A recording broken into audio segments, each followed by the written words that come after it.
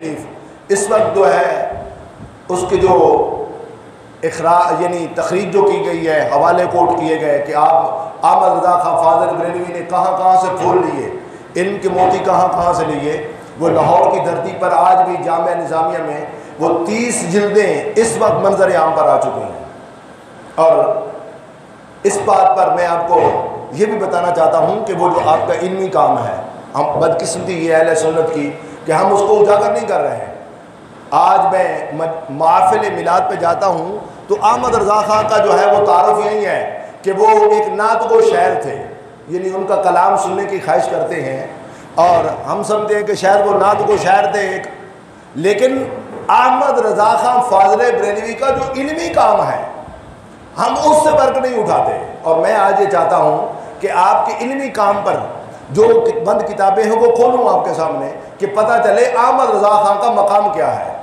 اب میری باتیں سمجھ آ رہی ہیں آپ کو؟ آواز آ رہی ہے صاف؟ آواز صاف آنی چاہیے، بات سمجھ میں آنی چاہیے۔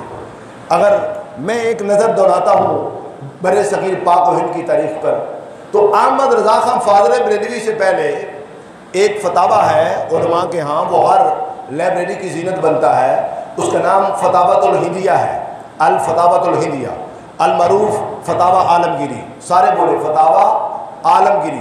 اورنگزیب عالمگیر نے اس نے وہ اپنے ہاتھوں سے نہیں لکھا تھا فتاوی، اپنے ہاتھ سے اورنگزیب عالمگیر نے فتاوی نہیں تحریر فرمایا۔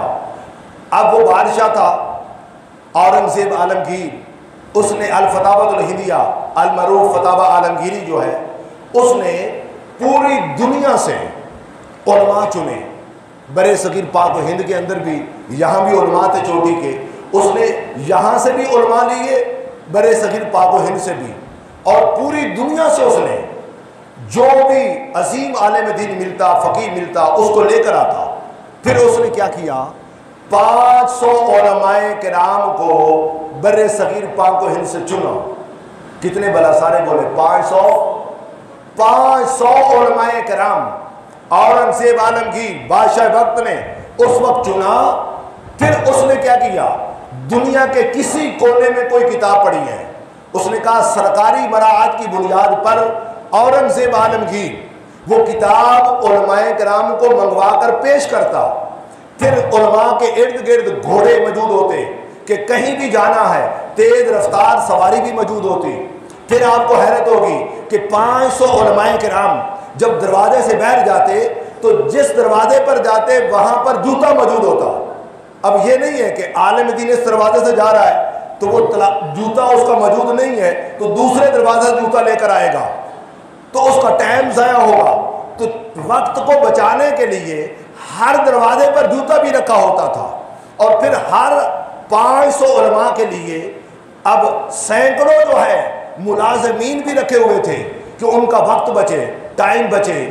اب میں آپ کو سامنے رکھ کر یہ بتانا چاہتا ہوں ساری باتیں کہ اورنگزیب عالمگیر جو بادشاہ وقت ہے سرکاری مراعات پر 500 علماء کرام کو اکٹھا کیا اور اس نے فتاوی ہندیہ یعنی فتاوی عالمگیری تحریر کیا۔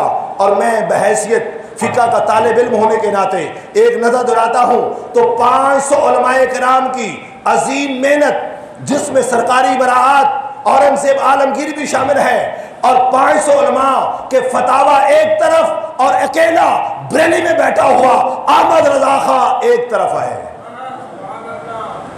کوئی سرکاری چھتری پر آپ نہیں بیٹھے ہوئے ہیں اور نہ ہی کوئی سرکاری مراعات داخل ہیں، ارے صرف جامعہ کے طالب علم موجود ہیں، فضلاء موجود ہیں اور وہ سامنے بیٹھتے ہیں۔ اور میرا احمد رضا خان فاضل بریلوی جب فتاوی رضویہ تحریر فرماتا ہے تو پھر میں آپ کو یہ کہنا چاہتا ہوں کہ آج ڈاکٹر عبدالقدیر پاکستان کے عظیم سائنسدان سے کون واقف نہیں ہے؟ ارے جا کر پوچھئے، جب اس نے ایٹم بم بنایا تو تقریر کرتے اس نے کہا لوگوں سنو، میں نے پاکستان کو ناقابل تسخیر بنایا ہے، پاکستان کو ناقابل تسخیر بنایا ہے، پاکستان کو ایٹمی پاور بنایا ہے، لیکن سنو یہ ذہن میرا ہے، ہاتھ میرے ہیں، وجود میرا ہے، لیکن علمی پاور احمد رضا خان کی ہے۔ پاکستان کا عظیم سائنسدان ڈاکٹر عبدالقدیر یہ کہہ رہا ہے اس نے کہا کہ اگر احمد رضا خان فاضل بریلوی اس وقت زندہ ہوتا تو ڈاکٹر عبد القدیر پاکستان کا عظیم سائنسدان ایٹمی پاور بنانے والا احمد رضا خان فاضل بریلوی کا شاگرد ہو